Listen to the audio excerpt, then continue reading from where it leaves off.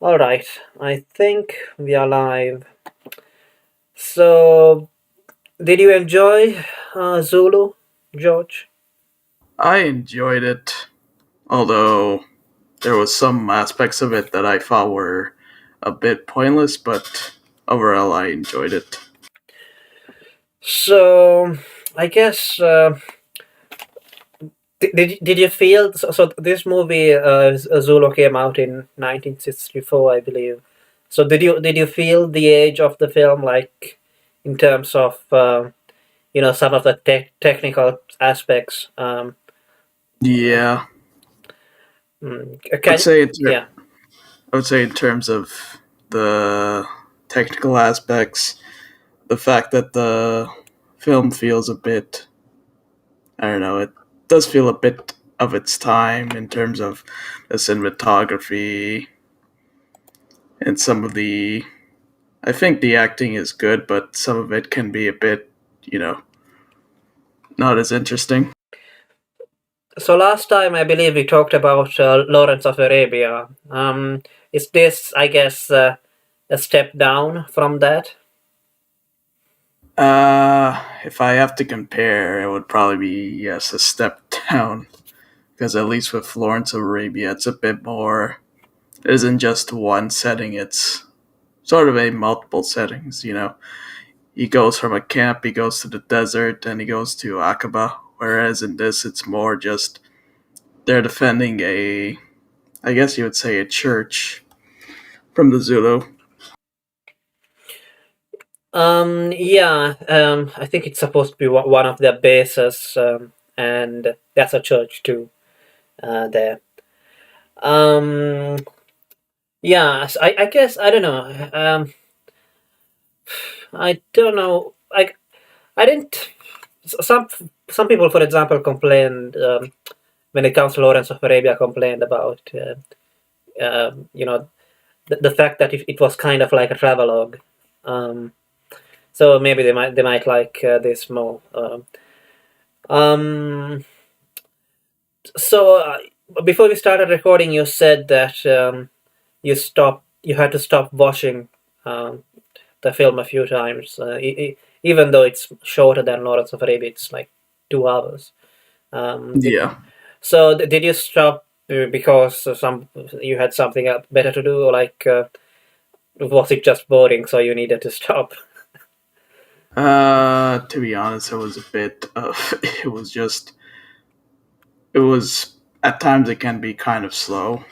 I mean, I understand it's built there for attention, but I don't know. The first half was kind of dragged a little. The second half was a lot better. Hmm. Yeah, I guess we are kind of supposed to feel a bit like the British soldiers there who feel like there's wave after wave of these Zulus coming to them. But oh, I mean, at the end, I think that um, one soldier asks another, like, if he remembers how many times the Zulus have come by now, and yeah, he doesn't remember. Um, Yeah. what about the build up before the Zulus show up? Did you feel like it was boring, unnecessary? Um, I felt like it. They could have cut down a bit of it. It dragged on too bit.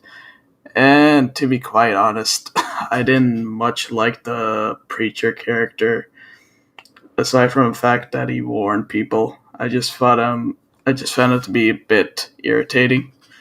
And also, I thought the one character who is concerned about the soup to be pointless as well. the one character which So, if you remember the one scene, he goes, "Oh, Commander, what about our soup?" I see. You mean the cook? Yeah, I see. Yeah, I mean, it's a bit like, is this a real person? You do kind of feel like that, like, um, there's a battle approaching, and there's this guy asking about the soup.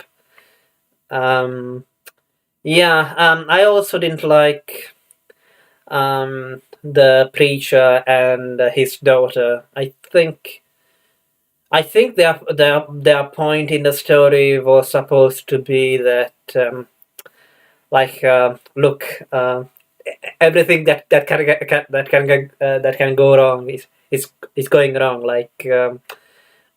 When the boys show up on horses, they say that that they're not going to help, and they just leave. Um, yeah, so I also didn't feel like those two characters were particularly necessary.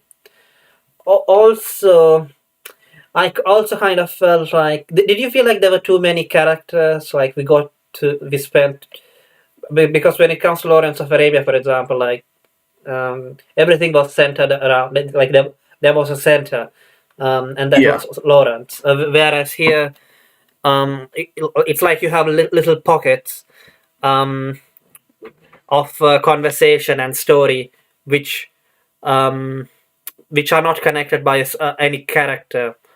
Like there's no how do I explain this? It's like for example, There, yeah. Sorry, go on. I guess your point is there's no real central character. It's just each character has their own particular role. It's not really centered around one particular character.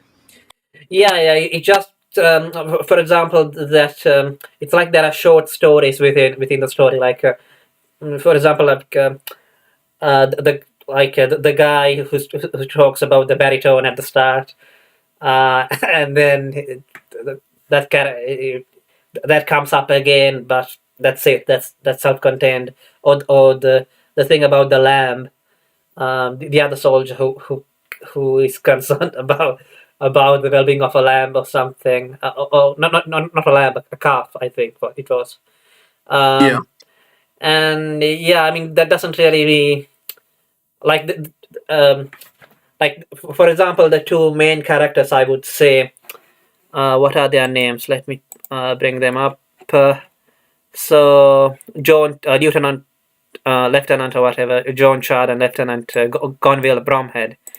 They those two are in a they just talk to each other, and maybe they will talk to the rest through um, the color sergeant, right? The one with the mustache and all. Yeah. So it's like they are all in their own little worlds, depending on their rank. For better and for worse, I guess. Because from what I get, so this is like Lawrence of Arabia. This is also based on like a real story or like a real event. But like I kind of feel like a lot of the so they used the names of the soldiers who were there, but like they had to invent some stuff. Um, Yeah. for example, Hook, the that soldier who is I don't know shown as being kind of lazy, and I think basically a scoundrel, I guess, Yeah. but maybe with a kind heart somewhere. um, well, apparently the family or other the descendants of Hook, when they saw the film, they were kind of annoyed about it because that was not apparently how he was in real life. Apparently, he was a proper soldier in real life, but yeah, the kind of had to bend that, I guess. Well, whereas with Lawrence of Arabia, like I think it's mostly based on uh, Lawrence telling his story. So Yeah. yeah. Um, yeah. What about the Zulus? What do you make of the choice that they made in the story not to give the Zulus that much dialogue or anything? Character like they're like a natural disaster or something coming on. what did you make of that? Would you have preferred it if, like, we got to see the Zulu side as well or something?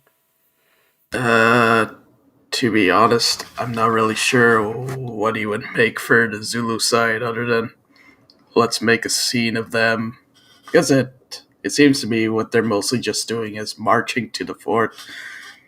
I don't know, it could be wrong, but unless if they invaded another British fort, I'm not really sure what you could show. Yeah, I kind of feel like they did a good job of. Maybe it wasn't even on purpose because I think most of like the Zulus there were like the descendants of Zulus, like or who a few generations ago did actually live like that, and the guy who played the king is actually the grandson of the king who is played in in the film. And I think that they did a good job of. Maybe it wasn't even on purpose, but by not giving them too many dialogue lines because they probably didn't speak English. I mean, I guess they could have tried to lip sync it or do something like that. Um, but by not having them like say anything, that they I thought that it came off as more of a threat, as more threatening, I guess. Um, yeah, so I guess so. The only review which I did watch about this was by History Buffs, and he made a big deal about how like neither the British side nor the Zulu side is shown to be bad or something. Like um, how politically correct is this movie? Or isn't that such a Oh, great thing God. or something? um, So I guess he expects the British to be one-dimensional, evil bad guys, and the Zulu to be an oppressed group of people. yeah, but for example, I think so. He puts in together the the Boers. I don't know how you pronounce that. It's BOER. So basically, along with the British by calling them both just European settlers, when in fact the Boers were there in that region before the Zulu even came there. So the Boers are um, like because they're not all British, right? If you remember. Um, Yeah, I think the bars are Danish. yes. And I think there was also a Swiss character in there, just but that's another story. Um, yeah, so he lumps them all together. I mean, the film doesn't um, make a big deal about it, but in some it, but you I think they do kind of you do kind of notice it that but you still need to know about it unless you know it. But Yeah. history buffs should have known it because like it's a history channel. So let's see. So during the battles, did you also notice that? I mean, a lot of the people were just pretending to die to get stabbed. They, Did you they got notice? stabbed in the most dramatic way possible. They just did a pose and just fell over. Yeah, yeah. I mean, if you look properly, you do see that. Yeah, yeah. Maybe it's because of the limitations of the technology back then. Um. So, what did you? I guess the most interesting thing, or rather, the only characters who do get character development, um, are probably Lieutenant John Chad and Gonville Bromhead. I think they just call him Bromhead. Uh, Yeah. so did you get? I mean, I don't think that Chad's character um, got that as much development as Bromhead. Yeah, I guess. What are your thoughts? I guess in terms of character development when it comes to those two Mm, characters. say the only character that got most development, forgot his name off the top of my head, but he's the character that's played by. He's a blonde commander. Yeah, so he's played by Michael Caine Yeah, and Michael Caine. yeah, the blonde guy. That's Brownhead. Uh, So yeah, what I notice is when he first interacted with, I still have the chief of engineer. He comes across as very snooty, and he just goes, "I don't respect you at all. You're beneath me." But after a while, in the middle of the battle, he realized, "Oh, I need you. You yeah, should, uh, you should command the army." yeah. Did you also get some class undertones, like some sort of a left wing message about class? Yeah, Okay. yeah, in a way, especially the whole, "Oh, my dad was a commander. My grandfather was also a commander." Yeah. So basically, what they're saying is that look, um, this guy is just a useless titled aristocrat, um, and he has to acknowledge that. And not only that, he's also feminine. And he has to acknowledge that the more kind of working class or middle class looking, lower, I guess, chief of engineers of engineering, Chad, um, that he's the better man, I guess. Um, yeah, in terms of character development, I think that's maybe Hook's character. Mm, I'm not sure whether that was character development. No, not at all. So I guess his character arc was that he's a bit sad or tries to save his sergeant, um, who is mentally ill, from the burning building. But then he fails. But it doesn't look like he has changed at all. By the end of it, right? He's. um, let's see. What else is there? Um, did you get the tactics that they were using? As I was a bit overly confused. So, what? So, in terms of what, the Zulu or the British? Both, I guess. Well, if I remember correctly, the whole thing was so when they first came in, the Zulu were intentionally in front of the British just to see how effective the guns they were. They used the front lines as a feint, and what they basically were trying to do is they were trying to encircle the British by going around. That's why when the Boer said, "Oh," at first it's kind of like a bull's horn. They first go in as a feint, then they come in on both sides, on left and right, just to encircle them. Hmm. So one thing which I wasn't clear is whether the Zulus had guns or not, because they were Oh, they shooting. did. They Yeah, did. So basically, what happened is after most of them were killed, they basically went to the hills and started shooting at the British. I see. Yeah, they basically got the guns from the previous massacre. Hmm. So I guess from what I understand, the previous massacre was able to happen because the British troops divided themselves and accidentally came across 4,000 Zulus or something. Whereas here,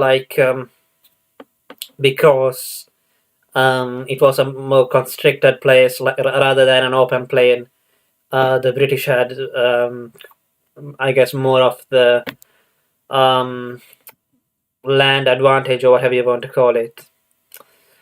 That's Um, not yeah. that's not the only thing. They also were expecting that the Zulus were going to attack, and also the fact that, if I remember correctly from the first scene, it didn't show that there was any elevations or any buildings, so it was just a open field.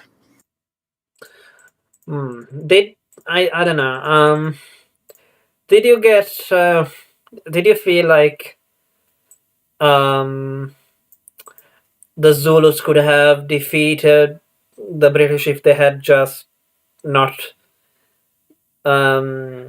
if they had just directly attacked them? Because I don't know. I kind of got the feeling that whenever the Zulus were about to win, they just retreated or something. Or maybe you didn't get that impression. Mm, I guess it ultimately depends. I mean, one way the Zulus could win is, instead of just attacking them head on, they could just sneak attack and just stab them in the back at night, or when they're least defenseless, just attack them there and then. Hmm. So I guess when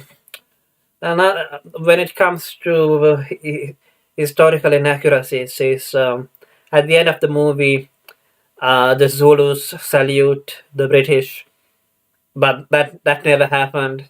And the reason why the Zulus did retreat is because they were not supposed to attack the British in the first place. Because the Zulu king, um, he just wanted to renegotiate with the British because the British had asked the Zulus to give up all their weapons or something. Um, yeah, so I guess the Zulus are portrayed as better than they actually were. Uh, Yeah. um, let's see. Um, okay, well, I don't know. Do you have anything else to add? I guess the one thing I found out is, looking at the director, is apparently he was blacklisted in Hollywood, which was kind of funny. Do you know why? Well, during that time, with the whole Red Scare, there was a big list of people that they suspected to be communists. So the director of Zulu was suspected to be a communist. So I guess he probably was a communist. I guess. Um, so yeah, that this was filmed in South Africa during apartheid. And yeah, I don't know. Maybe it might be a myth or maybe it's not. But apparently, it, they couldn't pay the black actors, so they were paid with the cattle used on set apparently. But that might just be a rumor. I believe that if you go to the Wikipedia page of Zulu, it said it was a myth. I They did see. pay. They did pay the extras and all that. I see. Can you trust Wikipedia these days? Who knows? No, probably not. Um, let's see. Let's go over some of the historical accuracy section on Wikipedia. Why not? Let's see. So the regiment, the 24th Regiment of Foot, is described as a Welsh regiment. Yeah, it is. I don't know. I don't know if they were trying to make a point with that too, um, Yeah, because probably not. probably not. Probably not. However, although it was based in Brecon in South Wales, it was the 24th Regiment of Foot. It did not become the South Wales Border until 1881. Of the soldiers present, 49 were English, 32 Welsh. So, yeah, the majority were English. Yeah. Uh, um, so the song Men of Harlech features, so it's the song which they sing at the end, back when, around along with the when the Zulus are also chanting their war cries or whatever. Yeah. Mm, uh, yeah, so it features prominently as the regimental song. It did not become so until later. Yeah, so they had another song, and I don't think that actually happened. You know, both sides singing. No, not at all. Um, so the Wits, so the missionaries, the Swedish, apparently they're Swedish. Um, I think the woman did kind of sound a bit Swedish or something, but not the Yeah, man. the woman did. The man, not so much. He sounded way too British to be a Swede. So in the film, Wit is depicted as a middle-aged widower, a pacifist, and a drunkard who has an adult daughter called Margareta, who, by the way, I think she was just there for eye candy.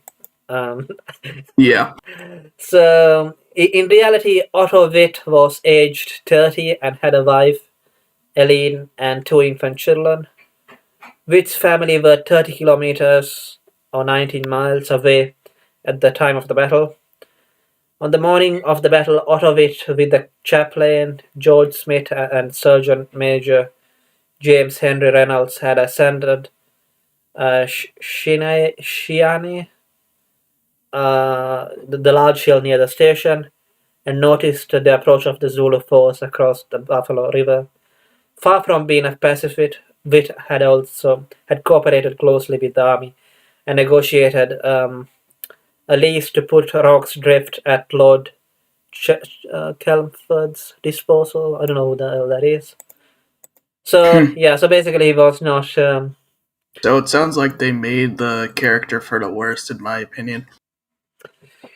Yeah, they made it. I think they just wanted to have some drama or something. Yeah. Witt made it clear that he did not oppose British intervention against Chetwayo, which I think is the name of the king, of the Zulu king. He had stayed at Rock's Drift because he wished to take part in the defense of my own house, and at the same time in the defense of an important place for the whole colony. Yet, so blah blah blah. I think probably the reason why they got away with this stuff is because uh, when did this battle happen anyway in real life? It happened in the late 1800s. Yeah, 1897, January 1897. So the movie came out in 1964. So that's why they were able to, I guess, get away with it. Yeah. But he was apparently worried about his family, so he left on horseback to join his family shortly before the battle. Apparently, I see. Um, the men of the regiment, Lieutenants John Chard and Gonville Bromhead. Chard had received his commission in February 1868, making Bromhead the junior officer and second in command at the Drift, even though he was an infantryman and Chard was an engineer. In the film, it is stated that Bromhead received his commission only 3 months after Chard, when in fact it was a full 3 years after Chard. Okay. Yeah, so I guess there probably wasn't so much drama about who should be in charge of the thing. Yeah, no. So during the Battle of Rocks Drift, Reynolds went around the barricades distributing ammunition. So this is a Surgeon Reynolds. Went around the barricades, distributing ammunition and tending to the wounded there. Something that is not shown in the film. Okay. During the voiceover, he's also incorrectly referred to as Surgeon Major, Army Hospital Corps. Reynolds was of the Army Medical Department. Yeah, I don't think that really matters. No, it's kind of a small detail. Not even a small detail, negligible detail. The pacifism apparently in his portrayal is also somewhat anachronistic and not based on the historical surgeon Reynolds, which I think so. Yeah, because at the end he's not at the end, but I think midway in the battle, like he tells to Chad like he blames him for turning the place into a butcher's shop or something. Yeah. So did you get some kind of a pacifist message from the film or something? It's pretty blatant around the preacher that is a very pacifist message because it seems to me the preacher is just there to give the director's mouthpiece, in my opinion. I don't know. I mean, I guess it's a bit ambiguous because that may have been the case, but nobody likes the preacher. So I don't know. Yeah. So I guess why would you put your point of view into the mouth of the most, I think, the character which most people dislike, and then which I guess is proven to be wrong and kind of a covered as well because he gets drunk. Yeah. Yeah, as well. So, um, but I guess you could still make the point that I mean the soldiers on either side are not shown to be dishonorable or something, but it's not like they're celebrating or something after they win. No, not at all. In fact, most of them are just horrified. Yeah, yeah, like when at the end, Bromhead asks, or rather, Chad asks Bromhead, like, how does it feel? Or rather, I think it goes like this. Bromhead says, "Does everybody feel like shit after their first time, their first battle?" Uh, yeah, because Chad asks him how he feels or something. To which Chad replies that, yeah, I think what Bromhead says is that he feels sick. To which Chad replies that you need to be alive to feel sick.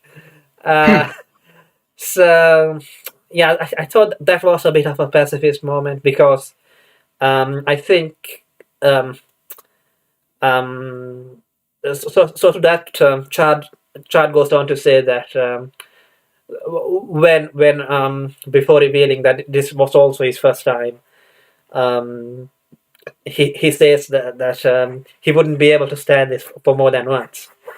I think. I would say another moment would be I forget what the character's name is, but he's like the young soldier, and when the preacher mouthed off about war, not fighting, and he basically hesitated and just went, "Oh God, why are we here?"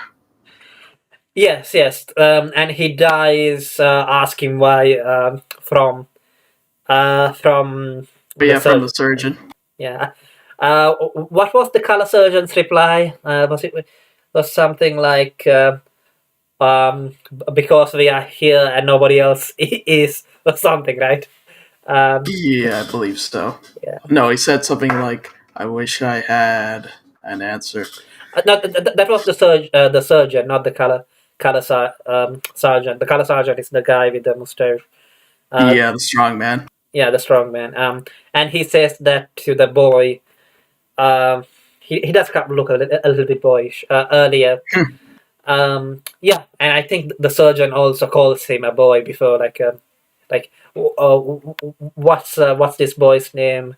He asks, and somebody replies the name and his profession or something. Um, and yeah, anyway, that doesn't really matter. I can't remember the exact line. So let's see. Private Henry Hook is depicted as a rogue with a penchant for alcohol. In fact, he was a model soldier who later became a sergeant. He was also a teetotaler, so basically somebody who doesn't drink. Yeah. Yeah. While the film has him in the hospital malingering under arrest, he had actually been assigned there specifically to guard the building. So yeah, that's they totally I, yeah. and he sort of did that, but in a way of, oh, he's a criminal. Yeah. Corporal William Allen is depicted as a model soldier. Um, in real life, he had been demoted from surgeon for drunkenness. I can't remember William. Anyone called William Allen? Can you? Mm, Let's have a look. probably one of the other characters. I'm not really sure if it's the Welsh soldier. To be honest, I'm not sure. Yeah, yeah. I think most of them are not really exactly memorable. Yeah, I can see a picture of him, and I could send it to you, but yeah, you would not. I don't think you would remember him. No, Um, yeah, I mean, it doesn't help that they all wear the same uniform. I guess. To be fair, it's a good-looking one. it Um, is. yeah.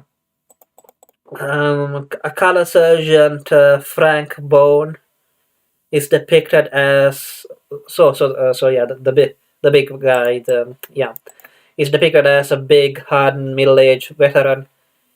In fact, he was short and aged 24, the youngest color sergeant in the British Army. He was called the Kid by his men. Okay, so that's totally different from the movie, I guess. Um, Color Sergeant Bone would not have worn medals on his duty uniform. Moreover, Green's costume has the chevrons on the wrong arm. I can say, yeah, some people did care about this film enough to write all this trivia. It seems like it, yeah. Um, okay. He was the last British survivor of the battle and died as a full colonel. I see. Yeah, probably because he was young. Uh, Yeah. the role of Padre George Smith, who's that? Ammunition Smith is completely ignored. I never heard of him. So, we didn't hear of him because apparently he was ignored, but apparently he did play some part in the real battle. I'm Uh, guessing he's probably the man that distributed the ammunition or made it. by the way, had you heard of the battle before this movie? I'm not. To be honest, I haven't looked into it much, so I'm not really sure what the context of it is. Yeah, if he had a Brit on here, he might have heard of it. Um, rather than just from the film because I didn't really know about this. Um, Yeah, if you have some kind of I guess what kind of historian would that be? A cool 18th century historian, perhaps? yeah, I guess this might have been like a big deal or maybe just a big propaganda. Uh, because I guess it was useful for the British, um, so that they could reconquer the Zululand again. Um, but well, with time, people have forgotten about it.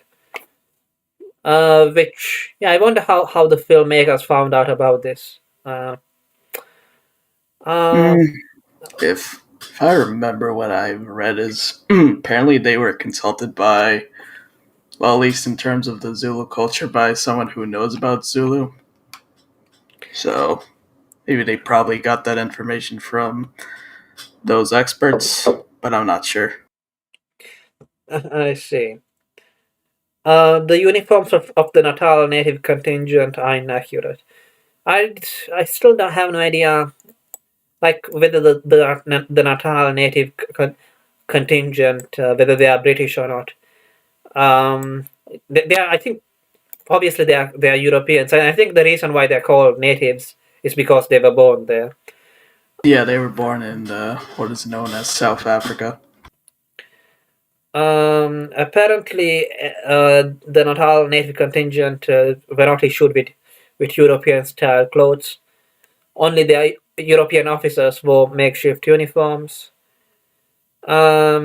The rank and file wore traditional tribal garb, topped by a red rag worn around the forehead, as depicted in the prequel Zulu Dawn.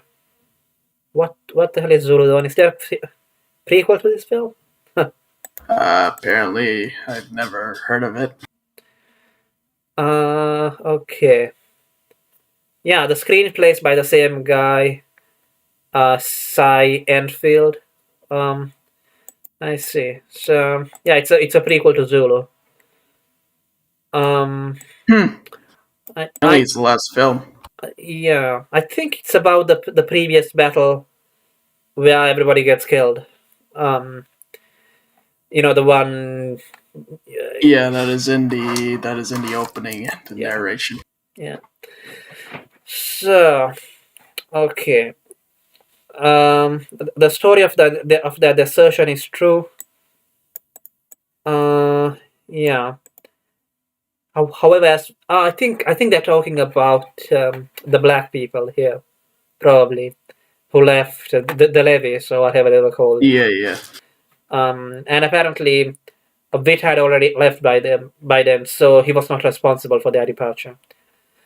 Uh, they left on their own accord with Captain Stephenson and his European NCOs. Um, these deserters were fired at as they left, and one of their NCOs, Corporal Anderson, was killed. Stephenson was later convicted of desertion at a court martial and dismissed from the army. I see. Hmm. Would Um, be an interesting scene to have. As soon as the black soldiers left, they would all just start shooting them. yeah, I guess so. So maybe they were not only trying to make the Zulus look better than they were, but they were also trying to make the British look better than they were, more I honorable or suppose something. so. Yeah. Um. So the attack on the mission station was not ordered by King Cheswayo, as the audience is led to believe in the film. Cheswayo had specifically told his warriors not to invade Natal, the British colony. The attack was led by Prince, I can't say the name, the king's half brother, okay, who pursued fleeing survivors at Isandlwana across the river and then moved on to attack Rocks Drift. Although almost 20,000 rounds of ammunition were fired by the defenders, just under 400 Zulus were killed at Rocks Drift. I see. So a similar number were left behind when the Zulus retreated, being too badly wounded to move. So I guess the casualties were around 800 or something on the Zulu Right. side. Comments from veterans many years later um, suggest the British killed many of these wounded men in the battle's aftermath, raising the total number of Zulu deaths to over 700. I see. Uh, okay. At roughly 7 a.m., an impi, what the hell is that supposed to be? IMPI? Mm, No idea. I have no idea. Appeared, prompting the British to man their positions again. No attack materialized as the Zulus had been on the move for 6 days prior to the battle. In their ranks were hundreds of wounded. Moreover, there was several days' march from any supplies.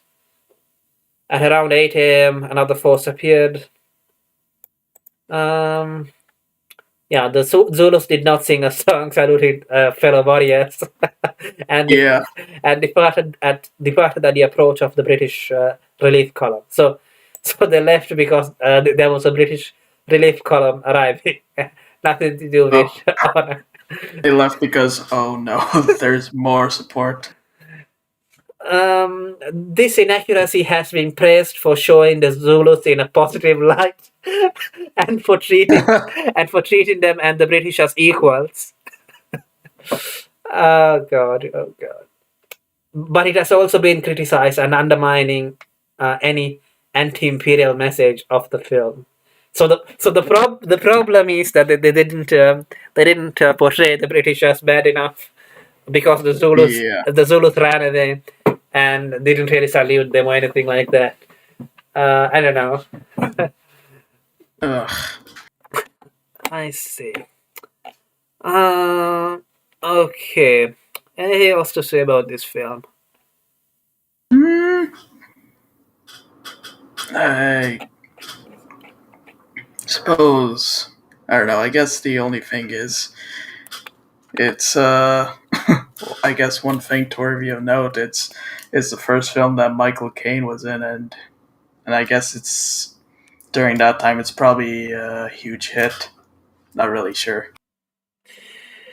Yeah, yeah. I guess you said that you thought the acting was just okay, Yeah, right? I would say didn't have any bad performance, but I would say the performance that I liked the most was the interaction between Brom and Michael Caine. That's mostly it.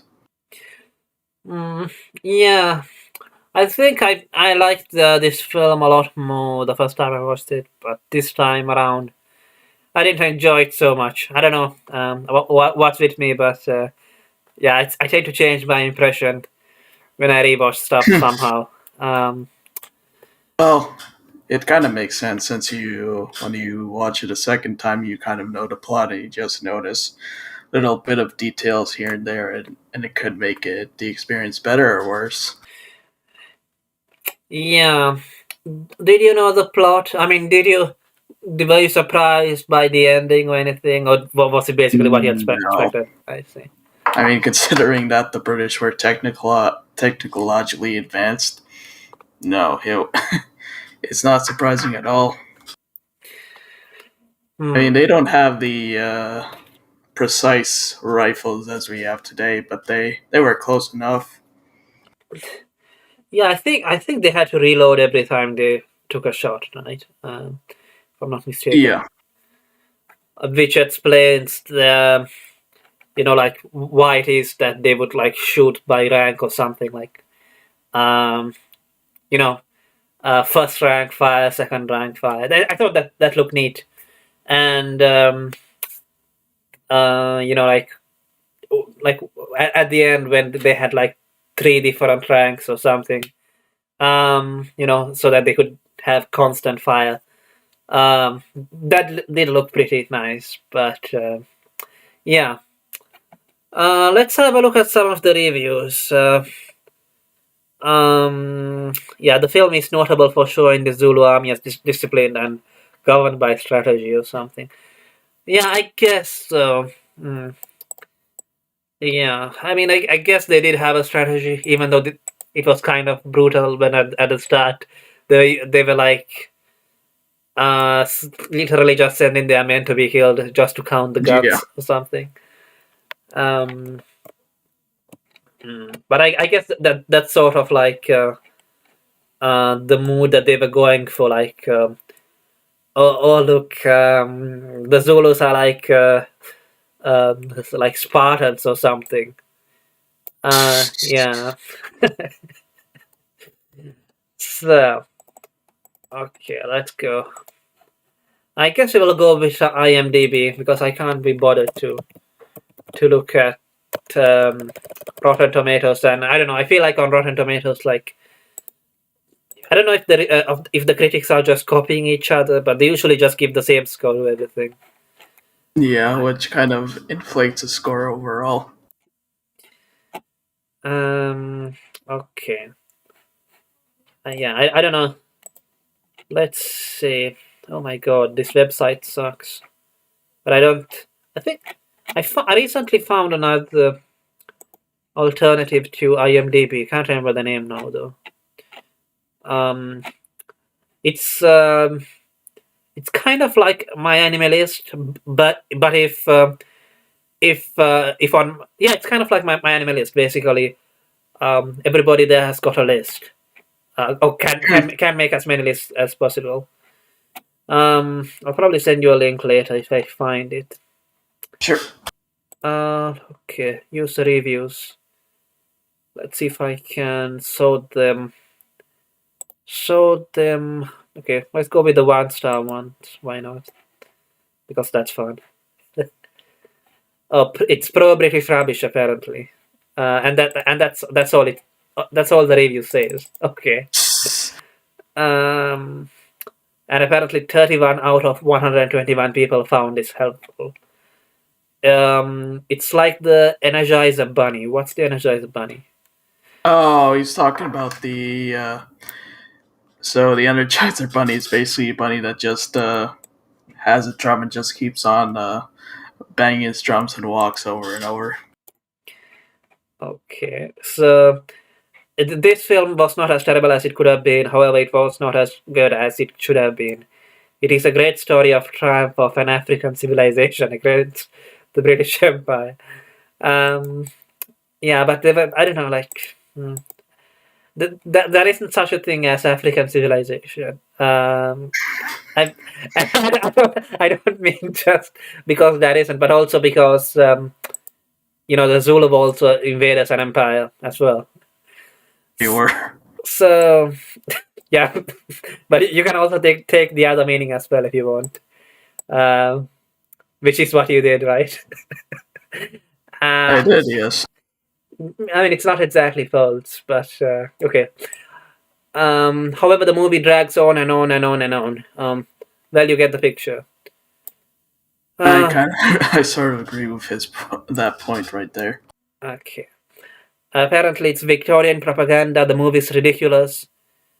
They tell us that it was made after the real events, but it contains not much reality except the really nice cinematography. For example, the mass wedding scene at the beginning, there are no children, no old people either. Blah blah blah.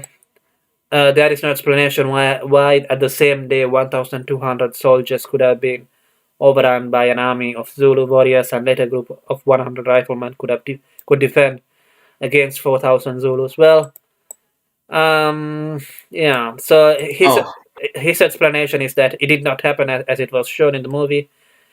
The 1,200 were overrun because they were moving by foot in the plane. Yeah, I guess, but apparently there's a prequel where they show it, so maybe who knows? Yeah, who knows? The 100 riflemen could defend because they were also in a plane, but inside a fort. They could shoot down the Zulus just like an animal herd, but this is not heroic. Okay, there is a simple political reason why the soldiers were given 11 Victoria Crosses for the press to make forget the disaster that happened on the same day. That is why the acting in the movie is so ridiculous. The Zulus break into the first barrier, then withdraw, only to get shot down in the next attack. The Zulu command is making an insane and absurd decisions, only to make them look strange. He's sending his first wave of warriors to stand up in front of the British riflemen only to get shot down and test their firepower. The unheroic advance of firepower on the British side transmutes here into mysterious strategies on the Zulu side. In fact, the Zulus had a kingdom for at least 100 years. You cannot rule and conquer a kingdom by ridiculous strategies, but you can destroy it. But you can destroy it by firepower. As one of the commanders says in the end, I feel ashamed. Okay, propaganda should always be a reason for shame. So I guess he doesn't think that the 100 British riflemen were heroic to stand up against the 4,000 Zulus or something.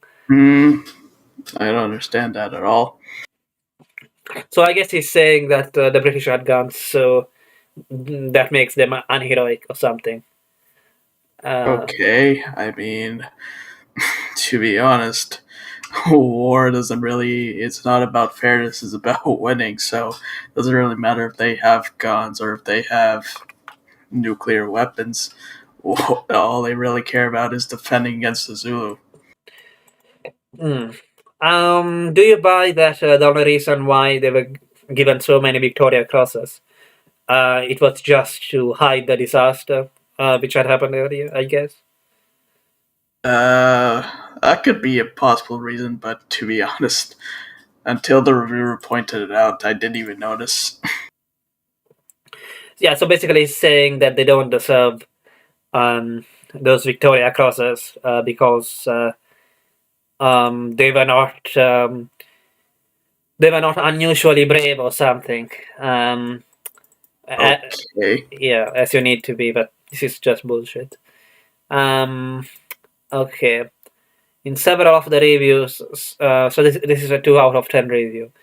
In several of the reviews, mention was made of the class difference between Michael Caine taking the part of an English blue blood lieutenant. Yeah, yeah, blue blood, not blue collar. Blue blood lieutenant, or however you say that. How do you pronounce that? Do you know how you pronounce that? Lieutenant. Lieutenant. Okay, because I heard some characters in the movie pronounce it as lieutenant somehow. Anyway, Hmm. it's lieutenant. So, and Stanley Baker, also a lieutenant and a Welsh patriot. Yeah, so I think so. Um, so this came out in the 1960s, and in the 1960s, Wales was mostly a working class place. So maybe they were trying to up the class angle, between the English and the Welsh working class or something. So the likelihood of a person from Michael Caine's background um, uh, making officer at the time of the Zulu Wars is asking rather too much. I don't know what this guy is talking about. I Um, don't know either. yeah, so snobbery was at the core of the British officer class, and commissions were closely monitored.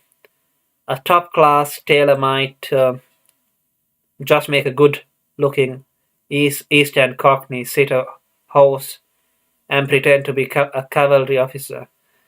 But once Mr. Caine starts to speak, the cat is out of the bag. Okay.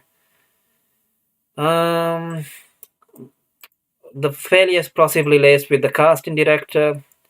Caine was auditioned for the Cockney Private spot on. Yeah, I think you need to be British to get what the fuck is this guy's talking about at this Yeah, point. I don't understand it. Um, so, okay. Okay. Blah, blah, blah. Um, yeah. Let's go to the next review.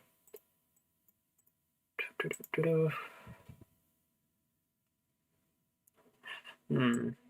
So, but by the way, I mean, would would you have preferred this film if there was? I mean, is it the problem that there were too many action scenes which look the same, or that there were too many non-action scenes? Mm, I would say it's sort of a too many non-action, and even the non-action scenes could have shortened by a few minutes at most, and it would have had the same impact. I see.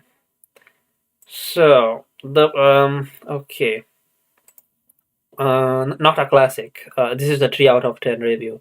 The plot is two lieutenants charged of engineers and Bromhead find their 40 man contingent in Natal has been isolated by the destruction of the main British army column, and that 4,000 Zulu warriors will descend on them in hours. Each has a different military background in tactics, and they are immediately in conflict on how to prepare for the attack. Nearly a third of the men are in the infirmary as the Welsh company tries to somehow survive with no help in sight, based on a true story. The first half of this film is boring beyond belief. Then there's a brief fight scene. Then it gets really boring again. Then there's a really boring fight scene with lots of talking. Get in the picture? This is a movie that looks good, technicolor, and the scenery is spectacular. But Jesus, the story is a bowfest. Okay, so I guess kind of what you think. So I guess what would be the score that you give it though? um, I would say I would. I'm inclined to give it a 7 out of 10. It's not a bad film, but I found that at times it dragged on a bit too long, and I didn't like some of the characters. Yeah, I guess the priest. Yeah, also would give it a 7 out of 10. Okay. So it was painfully obvious watching Zulu that it was straining for the movie to be something important. And the something important, the S in something and the I in important is in capital letters. Okay. I mean, this movie, which is about a British fort trying to defend itself from an onslaught of Zulu warriors, just as it all. 70 millimeter, fantastic scenery, an excellent cast. But why is it forgotten today? Okay. So why was this delegate? Okay, so I think the main reason for it, and this happens to a lot of movies, is that it takes itself way too seriously for its own good. I mean, you can tell some of the actors are just screaming Oscar under their breath, acting, acting. The chief culprit of this is Jack Hawkins as a priest who bellows out his lines every chance he gets. Close behind, No, yeah, would you agree with I that? agree with that. I agree with that. Close behind is Ola Jacobson, who plays his daughter, who tries to chew on the curtains once Hawkins is done with them. Stanley Baker, who plays Lieutenant John Chard, is alright but somewhat invisible. The one that garnered all my attention was, of course, Michael Caine, here in his first starring role, and rather amusingly and stunningly rises above the material. Okay. Uh, okay, so basically, Caine is the only good thing about the film. I mean, would you? I guess some of the characters were a little bit dramatic or Yeah, something. Yeah. I'd say the actor aside from Kane Brom is also good as well. The actor for whom? Brom, the chief of engineer, is also good. Yeah. I think it's Chad, right? I think. I believe so. Yeah. Stanley Baker. I feel like I've heard his name somewhere. Um. Okay, where is the development? This film didn't strike a chord with me. It felt very dull. I did not sympathize with any of the characters, nor did I learn anything about the British or Zulu culture. Perhaps I was looking for the wrong thing when watching this film. I was expecting a historical fiction piece that would show both sides of the battle, but in reality, all I got was a long snooze fest battle scene that relies on nationalism to really enjoy. Uh, okay, I feel like this is just a film that appeals to people who like war movies because they show courage. Sure, this film shows the courage of these British soldiers, and it does fairly well, but it also never developed any of these characters. I watched this film fairly recently, but if you asked me to name a character, I couldn't. With every other movie I've watched this year, okay, blah blah blah, I could name three.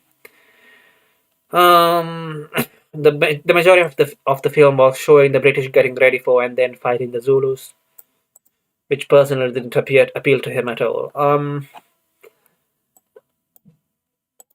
Yeah, I mean, I guess, I guess the point of the film is, I don't know. Do you feel like you need to be nationalistic to like if you to like this movie or something?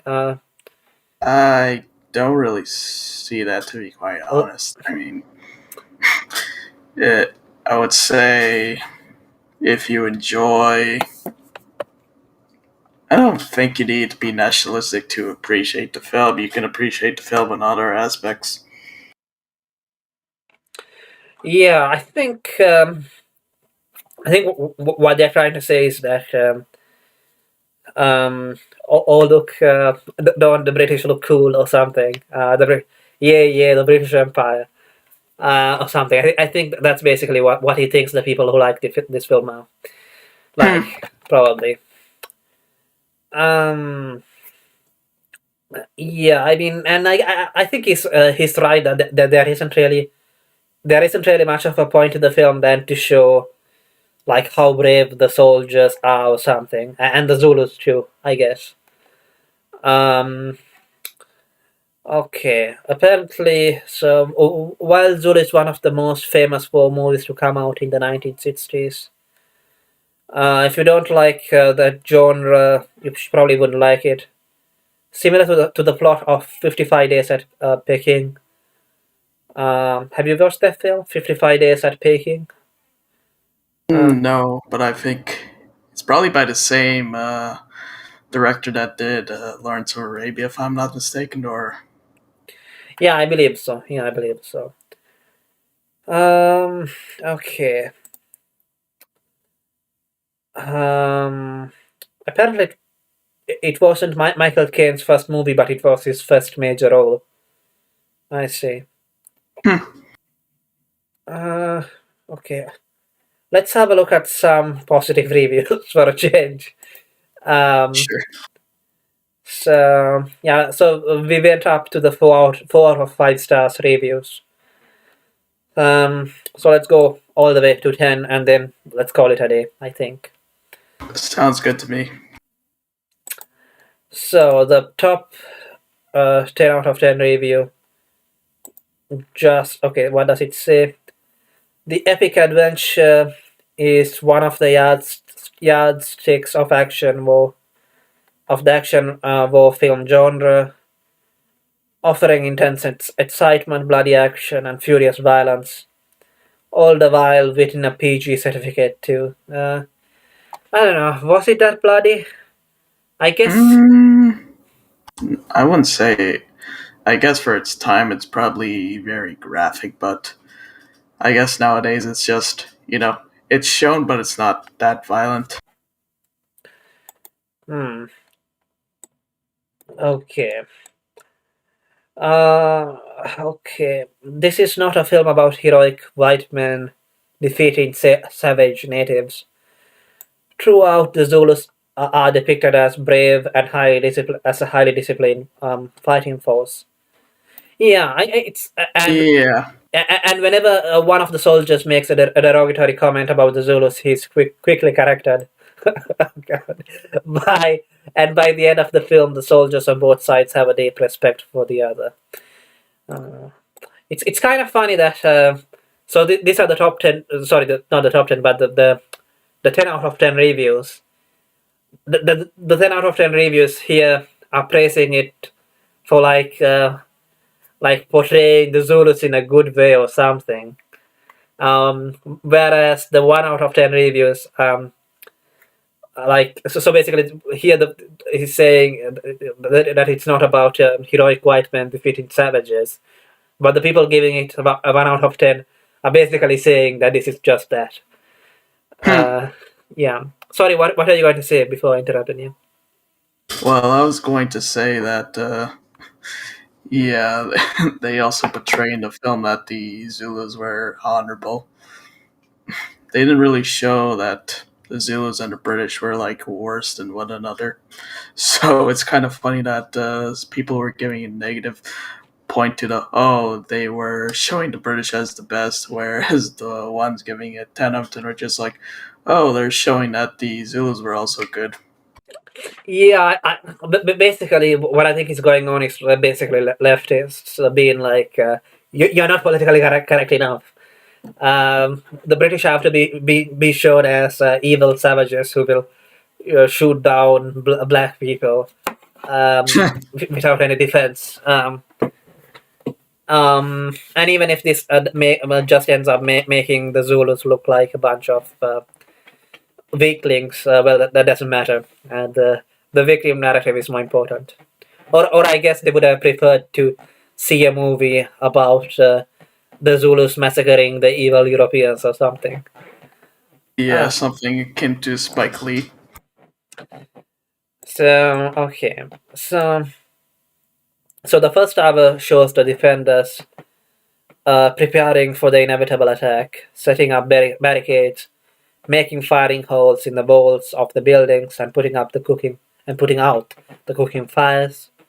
What was the point of putting out the cooking fires? Was it to prevent fire spreading or something? I think. I think so. Hmm. Once the battle begins, the action is fairly relentless, with Zulu warriors continuing to pour towards the mission despite continuous fire from the defenders. While the action may be tame by the standards of modern war films, still gives a feel of the battle that is helped by the excellent cast. So it's listed in the cast. Um, yeah, as well as the blah blah blah. What did you think of the music? Because this guy mentions the great score by John Barry. Mm, well, it wasn't bad per se, but I only remember the introduction. I only remember the opening song. That was about it. There wasn't really a lot of tracks. Yeah. I think that there were quite a few moments which were silent, and I think it also kind of worked too. Like when the Zulus were approaching or something, um, and you could hear their train, quote unquote train, and a few other places like that where it was silent, and I think it worked. But I can't remember like any music except maybe the song which they sing at the end, Men of Alec, or how do you pronounce that? Um, yeah. Um, okay. So Zulu is a perfectly staged, perfectly acted account of the British defense of Rorke's Drift, where 139 soldiers held off 4,000 Zulu warriors at the height of the Anglo-Zulu War. Yeah, I mean, I don't think that you can like it's true that the British had guns and they had a terrain advantage because they chose not to run away. But you can't like look at those numbers and say like it's not a big deal that the British were able to hold them off. Uh, Yeah, mhm. Its strength is not in romanticism or over sentimentality in the name of a glossy hard sell. The crux lies with just being a tale of pure courage, a tale of pure stoic heroism. It sticks vigorously to the actual events, and thus the film plays out with genuine honesty that few other war picture films can ever lay claim to. Um, I guess, I guess most of it seems plausible. I mean, maybe that's why it's a bit boring as well. yeah, Uh, other than like a few nonsensical comic or almost comic things like the priest and the cook, yeah, um, things like putting up the barricades, making holes in the walls, seeing that stuff, and the characters talking about it, talking about the fucking buffalo formation or something. yeah, Yeah. Um, Yeah, one thing which I wasn't clear is how they got rid of the Zulus which were in the mountains. I think I think they just kept on shooting at them until they stopped shooting or something. Uh, yeah. They didn't really get rid of the bot. I don't think they had time to get rid of the bodies. They were just shooting them no, no, till they stopped. no. I mean, the Zulu soldiers who were up in the hill shooting down at the north gate or something, on the north side, um, Oh, while the south side was being assaulted by the majority of the force. And the reason why they were shooting at the other side was to take British soldiers away from one side to the other, so that their force was divided. I think yeah. I think they probably just ran out of ammunition, which they stole from the soldiers that they had killed earlier.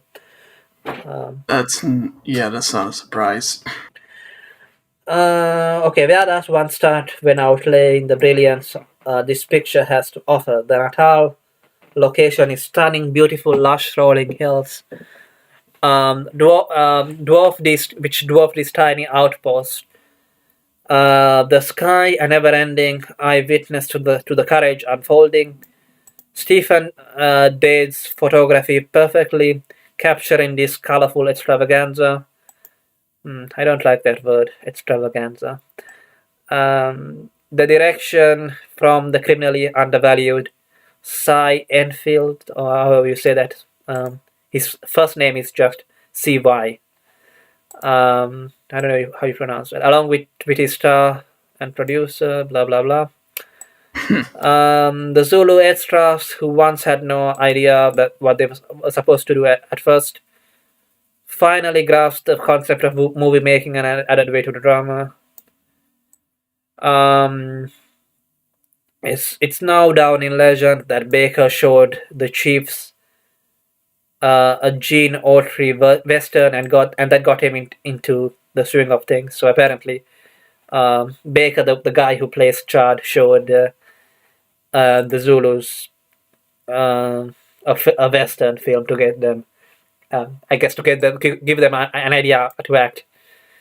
I Yeah, I can kind of see that Western sort of style. I mean, it's very much a Last Stand, and it's sort of shot like a Western in a way. yeah. I think so too. Hmm. Yeah, I guess in a sense, even though like there's this like anti-class message, they're also kind of leaning into it. Um, or maybe I'm just imagining it just because of Bromhead's and some of the other characters' accents, rather than cowboys, I guess. They are acting right to the cast is astonishing, so like it's just going to praise them. So there's no reason to read that bit. Um, okay, I but really the story sells itself. Not a glossy British victory in sight. The British defenders were allowed to withdraw from the engagement gracefully. Okay, this is not just another British fable of imperialistic fervor. It's just a tale of bayonets with guts behind them. Yeah, I think there was a quote about by a character or something. I think the color sergeant about bayonets with guts behind them or something. And ultimately, a story for when men really were men, all in the line of duty. Okay. So, okay. I don't know. I guess it is a western, but if it was a western, I don't know if they would make such a big deal about military discipline and No, the not at all. yeah. For example, like there was that soldier. I think his surgeon told him to like do up his button, and afterwards they both get shot, and the sergeant I think is about to die or to I think either die or doze off into sleep, and the soldier asks him as they're both lying down whether it's okay if I take off my top button or something. Let's see. I guess I well to be fair, they do have one rogue character in Hook, um, which I don't know. I don't know. I haven't watched many westerns, but I imagine that you would get kind of scoundrel like characters like that. Well, I mean, in westerns, it's pretty much just the formula is a outsider walks into a town filled with sort of scoundrels, and it's him trying to clean up the town. I guess the outsider in this case would be Chad, probably, right? Maybe. Because I get the feeling that he wasn't there before. Um, he just came there to build a bridge. Everybody like knows Bromhead. Like at first, like Chad has trouble to get the color sergeant to obey to him rather than Bromhead. Like the color sergeant would always go to, like when Chad gave an order to the color sergeant. The color sergeant would turn to Bromhead, and Bromhead would say, "Yeah, go and do that," or something. So I guess he's the outsider or something. I don't know. Um, the outsider getting them to organize their final defense or something. I don't know. Okay. Um. Yeah. In the History Buffs video, he said that when he first watched Zulu as a kid, he couldn't say whether he was supposed to be siding with the Zulus or the British. But to me, it seemed pretty clear that you were supposed to side with the British, don't you think? Yeah, I mean, Zulu felt like a sort of a invader slash force of nature. Yeah, and it sort of. I guess you could say that. So these people who criticize the movie for being pro-British or something, you could say that the reason why the Zulus are not shown to be pathetic or something is because if they did that, then they wouldn't be such a threat.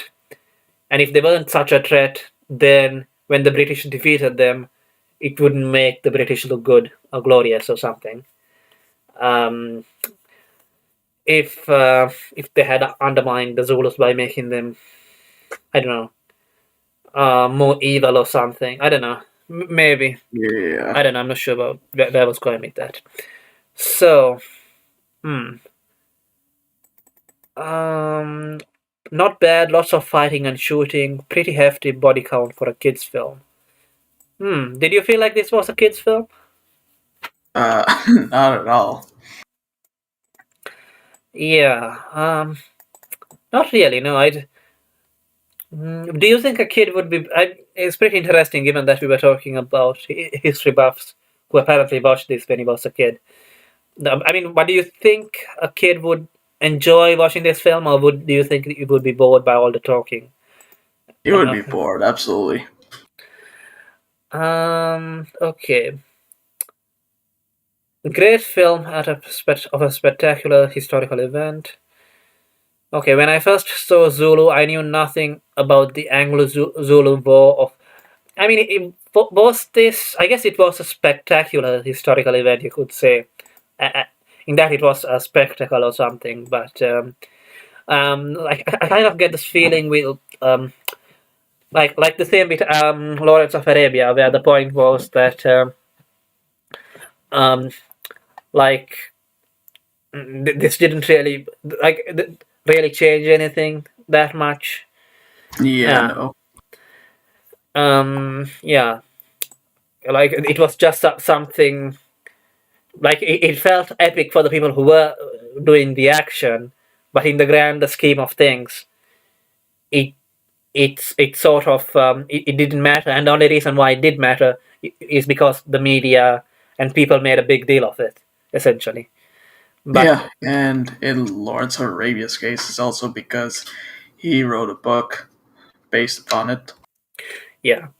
So when I first saw Zulu, I knew nothing. Okay, I think I read that already. If we had studied it in school, I didn't remember anything about the Zulu War, the Anglo-Zulu War, and I think that's the best place for to be for the first time watching this film. It affords the maximum appreciation and enjoyment of the movie. I would agree because I enjoyed this film the first time I watched it than the second time. Yeah. Though the first time I watched it, I can't remember whether I understood that the Boers were supposed to be a different group at all. Um, like, why is it that these Europeans just came and then ran away? Like, were they British or why is there this Swiss guy here and all that? But on the other hand, they don't really matter that much. The only reason why they matter is because they decide to go away, and the one Boer who does remain, the only reason that he matters is because he's there to explain to the British what the Zulus are saying or going to do or something like that. Um, okay, so it affords the maximum. Okay, by that I mean I don't mean the enjoyment in the sense of fun, but in having something like a bird's eye view of the events taking place and being there at the time. Okay, by not knowing the outcome of an historical event, I think one can better sense being part of the event taking place on the screen. Yeah, because I kind of did get that feeling while watching, not this film, maybe this time, the second time watching it, but when I was watching Waterloo. If you have watched it. I've not seen it. So yeah, so basically, um, there's tactics, and it goes towards Napoleon's side for a while, and towards the British side for a while. But at the same time, like, it's hard not to get out of your head that, like, well, it doesn't matter because we all know who's going to lose. Yeah. Yeah. Okay. This is a great movie by any stand. I think so. Basically, his whole point in the first paragraph is that knowing the history is just it's just spoilers. And I think the reason why he wasn't taught the Anglo-Zulu War of 1879 in school is because maybe it didn't really matter that much. I guess in the end. Probably not. This is a great movie by any standards. It is a film of an historical event that shows the drama. I wonder what South Africans think of this film, if they think anything of it. It depends on who you ask, to be honest. And now that I mention it, I wonder if Sid Barrett's alive or not. I wonder, considering the state of South Africa now, I wonder what he thinks. Who? The director. Oh, the director. I see. Yeah, he probably doesn't say anything, even if he thinks about anything about it, because he probably knows that if he does, then he's finished. If he's alive. Yeah. Yeah. It is a film of an historical event that shows the drama, the tension, the intensity, the fear, and courage, the determination, the pathos. Okay, yes, that's too many words, and the tragedy of the battle at Rogue's Drift. I don't know. I didn't feel like this was a tragedy like Lawrence of Arabia was a tragedy at all, really. No. Okay. It's about the 3000 to... Okay, we already know what it's about. Yeah, okay. It's about a small garrison of British. This is a movie of a monumental scale. I don't know. Was it such a large scale? Because as you said, it's all set in the same place. So Yeah. did it feel small to you because it's all set in the same place? It sort of did. I mean, it felt like they were battling a force of nature, but it didn't feel epic or anything. It just felt, they were defending a small fort. Yeah, it felt very claustrophobic, if anything. Like they're stuck there. Rather than look at how beautiful Africa looks like or something. I guess they did try to go a little bit like that in the first few introduction scenes. Okay. And it's it's of monumental scale in its outdoor setting, in the numbers of natives used for extras as Zulu warriors, and in the camera work, filming, action and direction. I guess the Zulus, well, they were a fair bit of them, so I guess that I guess that's why I kind of so if you compare the battle here to the battle at Aqaba, which was the largest battle in the Lawrence of Arabia film, which of the two battles felt larger to you? I would probably say the Battle of Aqaba. Yeah. Yeah, I guess I don't know. I kind of felt like this one felt larger because it lasted longer. I don't know, maybe not. And yes, the acting is superb. Yeah, come to think of it, in both movies, you basically have a blonde guy as one of the main characters, but in this case, it's I don't think it's the protagonist. If there is a protagonist at all, I think it's probably Chad, wouldn't you say? Yeah.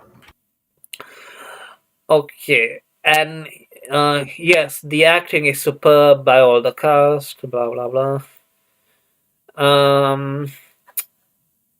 Uh, okay, let's see. Yeah, he's just. I don't like it. One of the good things about the fact that there's no real life actors in anime because it's all drawings. Um, is because when people like try to praise the acting of actors, they usually don't have much to say other than like his acting was good in the movie. That's it. And literally here, like he's listing a bunch of people um, who acted in the film and saying like how good they were. I mean, I guess you do get a similar thing in anime reviewing when people talk about their favorite voice actors or something and what it adds to the movie. But I don't know. Yeah. But it's not as common as in a lot of movie reviews when they just list the names of the actors as if it matters or something. Yeah. Okay. Apparently, Zulu was a breakout film for Michael Caine. Okay. Okay, again, it's more about the actors, who cares? In the years since I first saw this film, I have read and studied much more history. Did you get the feeling like this was like a history buff movie? Um, Mm, no, no, not really. I see. I mean, what would you describe as a history buff movie then? Is Oh, Lawrence a history buff movie? not quite. The only film I can think of that would probably be history buff would probably be Dunkirk. Although with Dunkirk, you could still enjoy it even if you're not knowledgeable about the event. Hmm. So I'm not really sure. Yeah, because I think that there's a slight difference between people who are into war movies and people who are into like history movies. Um, so yeah, because there's people who are only interested in the war aspect of war of history. Sorry, they're all interested in the war aspect of history, which you see here, I guess, in Lawrence and in Waterloo as well. Yeah. Whereas technically a history buff movie does not necessarily have to have a battle or anything like that. Um, yeah, though I don't know. Dunkirk is also a war movie, though, isn't it? Yeah, it is. So It's what? been more of a disaster movie. Mm.